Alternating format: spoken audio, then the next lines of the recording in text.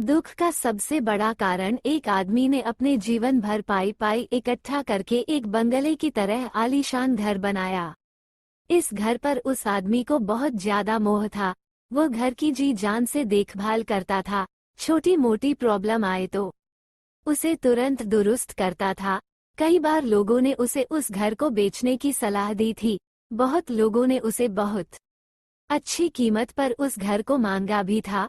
उसका खुद का बेटा भी अच्छी कीमत मिलने से उस घर को बेचने के लिए तैयार था, लेकिन वो आदमी कभी भी उस घर को छोड़ने के लिए तैयार नहीं था।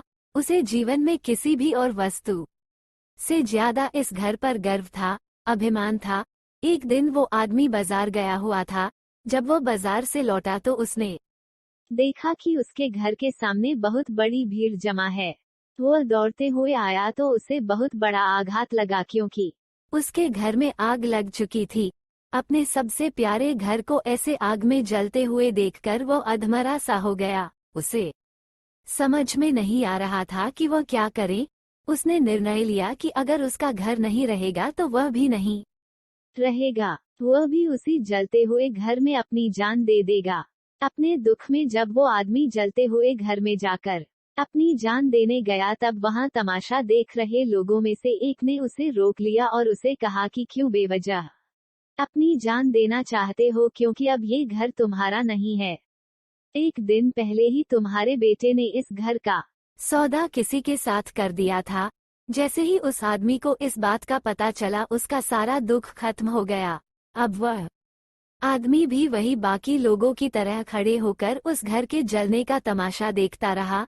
जब वहां पर उस आदमी का बेटा आया तो वो आदमी अपने बेटे के पास जाकर उसे कहने लगा, जरूर मैंने पिछले जन्म में कई पुण्य किए होंगे, इसलिए मुझे तुम्हारे जैसा बेटा मिला। अगर तुमने इस घर को सही समय पर बेच ना दिया होता तो आज मेरी जान चली जाती। तुमने इस घर को सही समय पर बेचकर मेरी जान बचा ली बेटा। बाप की बातें सुनकर बेटे का मुंह उतर गया। उसने बड़े दुख के साथ कहा कि पापा, मैं इस घर का सौदा करने के लिए जरूर गया था, लेकिन अभी इस घर का सौदा पक्का नहीं हुआ था।